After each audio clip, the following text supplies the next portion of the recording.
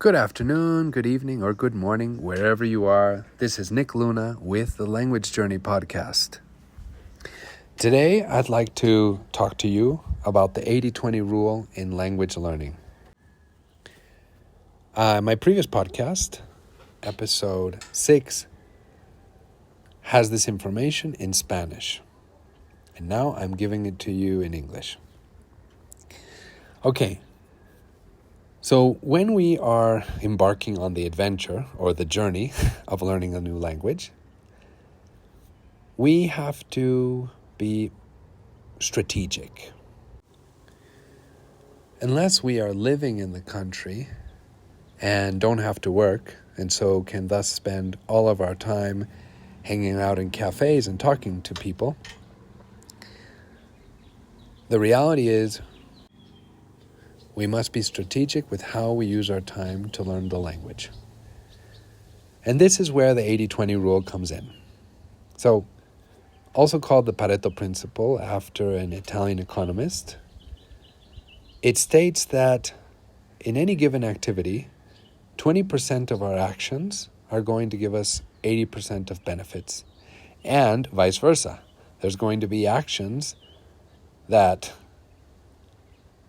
make up 80%, which will only give us 20% of benefits. And those are the ones we definitely want to avoid.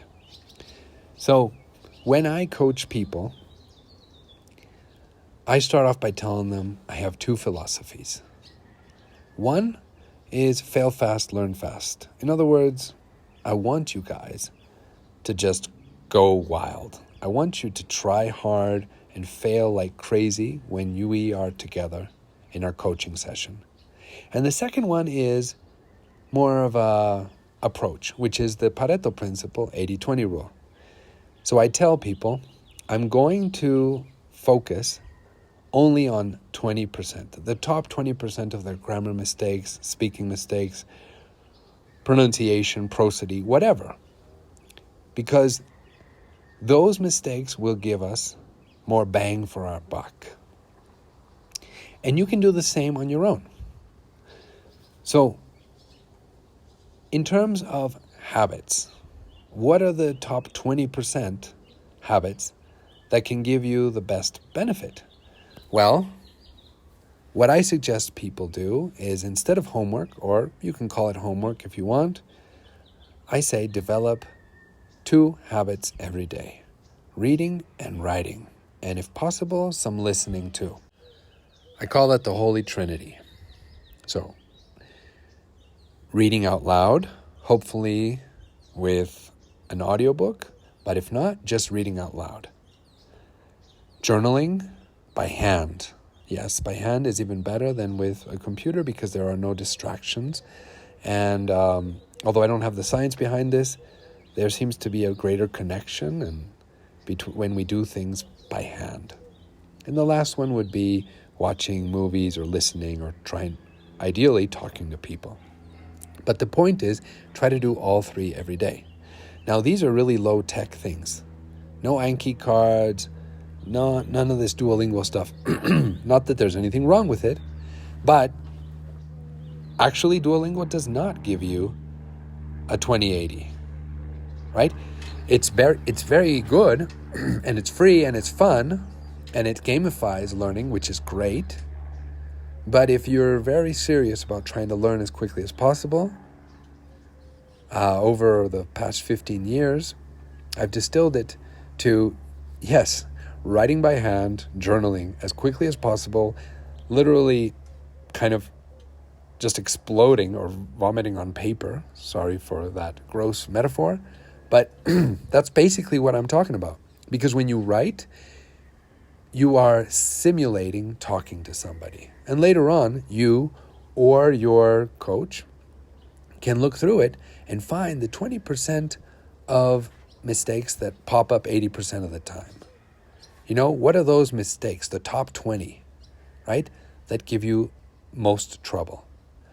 And reading out loud, you might not know how to pronounce something, but what are you supposed to focus on? Well, you focus on correct breathing, which I've made an episode about as well. So check that one out. So When you're reading out loud for 5 minutes a day, you are focusing first on reading according to the punctuation marks, correct breathing. Later on, you can add more things onto it, pronunciation, etc. But it doesn't even matter if you're pronouncing things wrong. Just like it doesn't matter if your grammar's horrible when you're writing. Later on, when you are reading or talking to somebody, you'll automatically self-correct. It's like whenever you don't know how to pronounce something when reading, or whenever you don't know the word when writing, it creates this sort of hunger in our brain, which can then be satiated the next time we hear that word. It's like it makes it stick.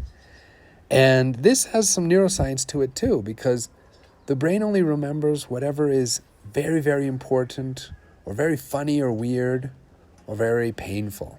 And it's much more fun to learn language in a fun way than in a painful way. So let's go for the weird images and fun images instead of trying to find some way in which it is always related to pain or life or death situations.